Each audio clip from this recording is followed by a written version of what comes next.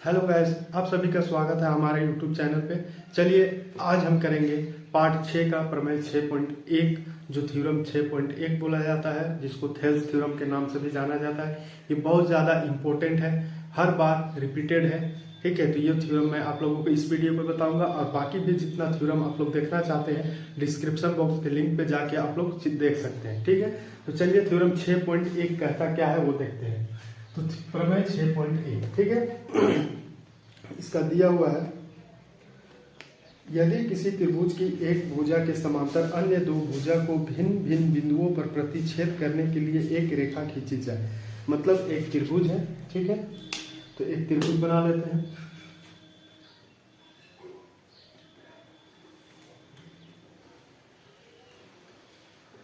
ये एक त्रिभुज बन गया, नाम दे देते हैं इसको ए बी सी। अब बोलता है एक भुजा के समांतर, तो इसके समांतर यहाँ पास एक लाइन खींच लेते हैं, ठीक है, और इसको नाम दे देते हैं डी और इसको दे देते हैं ई। ठीक है, तो देखिए ये इसके समांतर हो गया, ये जो है इसके समांतर है, ठीक है, और इसको भिन्न भिन्न में बिंदु में बांटते हैं कि ए डी बटा में डी बी, ए ई बटा में ई सी। तो इसी को हम लोगों को प्रूफ करना है। तो यहाँ हम क्या लिख सकते हैं, सबसे पहले कि दिया है, ठीक है, दिया है त्रिभुज ए बी सी में क्या है, तो डी ई जो है वो समांतर है इसके बी सी। ठीक है, अब हमें सिद्ध क्या करना है, तो सिद्ध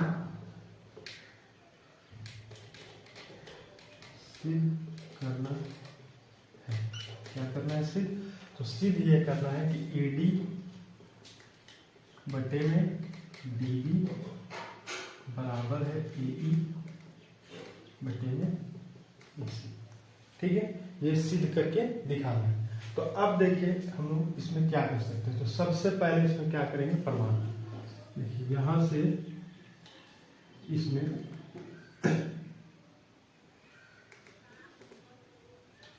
ले लेते हैं और यहां से इसमें ले लेते हैं, ठीक है, और इसका नाम दे देते हैं एस और इसको दे देते हैं, ठीक है। इसी तरह से यहाँ भी कर देते हैं और इधर से इसमें भी कर लेते हैं, ठीक है। तो ये हो गया। अब देखिए ये जो प्रमाण किए इसमें क्या है, लंब है, ठीक है, लंब। तो हम बोल सकते हैं कि ई एस जो है वो लंब है ए डी पे, ठीक है। तो यहाँ हम लिख सकते हैं ई एस जो है वो लंब है किस पे, तो ए डी पे, ठीक है। और क्या लिख सकते हैं, डी टी जो है डी टी वो लंब है किस पे, तो ए ई पे, ठीक है। अब देखिए इसके बाद हम क्या करेंगे आगे, इतना हो गया। अब इसके बाद करना क्या है, देखिए यहाँ सबसे पहले लेना है त्रिभुज ए डी ई, ठीक है, ये त्रिभुज में ऊपर वाले त्रिभुज में लेंगे ए डी ई में। तो इसका अगर हम लोग एरिया निकालें, ठीक है, क्षेत्रफल, तो कैसे निकालेंगे, एरिया ऑफ त्रिभुज ए डी ई, कैसे लिखेंगे इसको, 1/2 गुना आधार गुना ऊंचाई, ठीक है, यही होता है क्षेत्रफल निकालने के लिए। तो अब देखिए 1/2 को 1/2 लिखें गुना आधार। आधार अगर मान लीजिए कि हम एडी को मानते हैं, ठीक है, एडी मेरा आधार है, तो यहाँ एडी लिखेंगे, तो ऊंचाई मेरा क्या हो जाएगा, एसी होगा, तो ये एस ई मेरा ऊंचाई होगी, ठीक है। इसको मान लेते हैं समीकरण 1, ठीक है। उसके बाद देखिए आगे नीचे त्रिभुज में आते हैं डी बी ई, ये त्रिभुज, ठीक है, डी बी ई।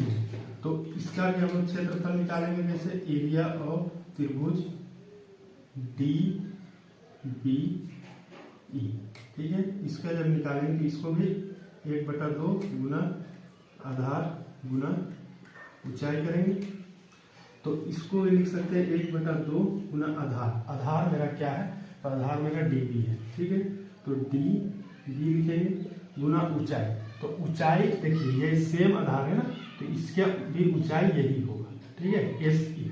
तो यहाँ हम लिख सकते हैं एस ई, ये मेरा ऊंचाई हो गया, ये बन गया दूसरा समीकरण। ठीक है, तो यहाँ तक दिक्कत।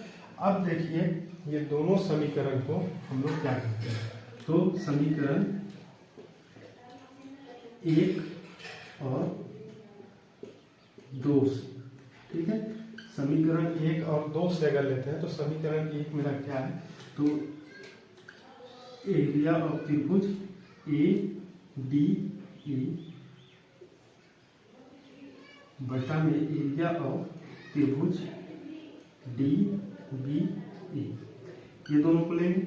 अब देखिए इसका पहला समीकरण में क्या आया, तो 1/2 गुना A D Guna S E, ठीक है, बटे में इसको लिख सकते हैं 1/2 गुना डी बी गुना एस ई, ठीक है। अब देखिए 1/2 से 1/2 कट जाएगा, एसी से एसी कट जाएगा, तो मेरे पास बचा क्या, तो एरिया ऑफ त्रिभुज ए डी ई बटे में एरिया ऑफ त्रिभुज डी बी ई बराबर ए डी बटे में डी बी, ठीक है, ए डी बटे में डी बी आ गया। इसको मान लेते हैं हम x, या इसको मान लीजिए ए, ठीक है, ये ए। अब ये इधर का हो गया। अब जैसे ही हम लोग इस साइड को आधार मानते हुए किए हैं, अब इधर का करेंगे, ठीक है।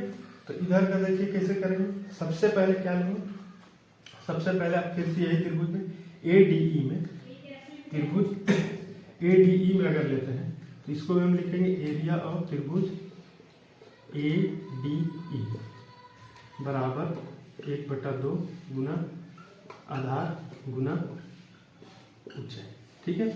अब देखिए 1/2 हो गया, आधार आधार अब इधर लेंगे, ठीक है, ये साइड को लेंगे, ए ई मेरा आधार है, तो अब ऊंचाई मेरा क्या बनेगा, डी टी, ठीक है, तो डी टी मेरा ऊंचाई हो गया। इसको मान लेते हैं समीकरण 3, ठीक है, 1 2 यहाँ मान लिया, तो ये 3 होंगे।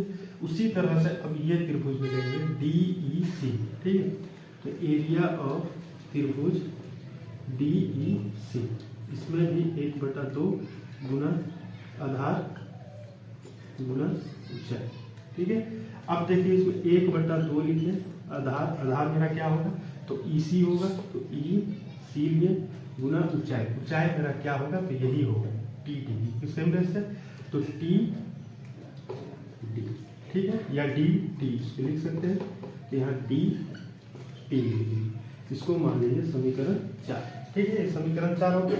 अब ये दोनों समीकरण 3 और 4, ठीक है, समीकरण 3 और 4 को लेने से क्या बनेगा, तो देखिए इसको समीकरण 4 नहीं मान सकते, सॉरी, ठीक है, इसको समीकरण 4 मत मानिए। यहाँ पास क्या कीजिए, देखिए यहाँ पास हम कर सकते हैं, 9th क्लास में आप लोग पढ़े होंगे कि ये जो सेम बेस पे सेम आधार पे दो त्रिभुज बनता है तो दोनों का क्षेत्रफल बराबर होता है। तो ये जो है BC सेम आधार है, इसी आधार पे त्रिभुज DEE बना है और इसी आधार पे त्रिभुज DEC भी बना है, ठीक है। तो ये दोनों जब बना है तो इसको हम बोल सकते हैं यहाँ पर एरिया ऑफ त्रिभुज DEC जो है वो बराबर होगा एरिया ऑफ त्रिभुज किसके, एरिया ऑफ त्रिभुज DBE के, एरिया ऑफ त्रिभुज DBE के, ये दोनों बराबर होगा। तो कैसे होगा ये दोनों बराबर, तो हम बोल सकते हैं ये दोनों बराबर कैसे होगा, तो एक ही आधार पे दो त्रिभुज बना है, एक ही आधार पे दो त्रिभुज बनना है, ठीक है, एक ही आधार पे दो त्रिभुज बना है तो उससे इसका क्षेत्रफल क्या होगा, बराबर हो जाएगा। तो ये DEC के जगह पे हम DEB लिख सकते हैं, तो इसको हम लिखेंगे एरिया ऑफ त्रिभुज DEC बराबर DEC के जगह पे हम DBE लिख सकते हैं, तो यहाँ DBE DBE, ठीक है। अब जो लिखा हुआ है उसको लिख देते हैं 1/2 गुना EC गुना DT, ठीक है, इसको मान लीजिए समीकरण 4, ये बन गया समीकरण 4, ठीक है। अब समीकरण 4 जब बन गया तो समीकरण 4 को क्या करेंगे, ये दोनों को हम लोग क्या कर सकते हैं तो ये दोनों को हम समीकरण 3 और 4 को लेने पे हमारा क्या बनता है वो देखेंगे। ठीक है, तो समीकरण 3 और 4 से, ठीक है, तो समीकरण 3 और 4 से जब लेके अगर बनाते हैं तो क्या बनेगा उसको देखेंगे। तो आप इधर का अगर नोट नहीं किए तो नोट कर लीजिए, स्क्रीनशॉट ले लीजिए, मैं इधर का इरेज करके आगे सॉल्व करने वाला हूँ। ठीक है,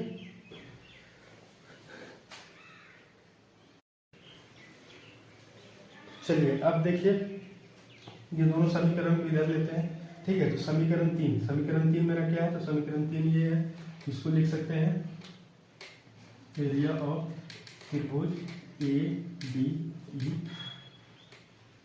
बटे में एरिया ऑफ त्रिभुज डी बी ई बराबर 1/2 ए ई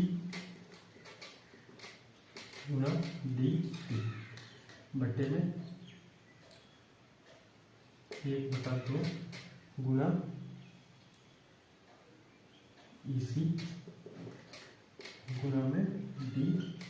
ठीक है, तो अब देखिए इसमें आधा से आधा कट लिया, dt से dt कट लिया। ठीक है, तो बचा क्या, एरिया ऑफ त्रिभुज ए टी ई बटे में एरिया ऑफ त्रिभुज बी डी ई बराबर क्या होगा, तो ए ई बटे में ई सी।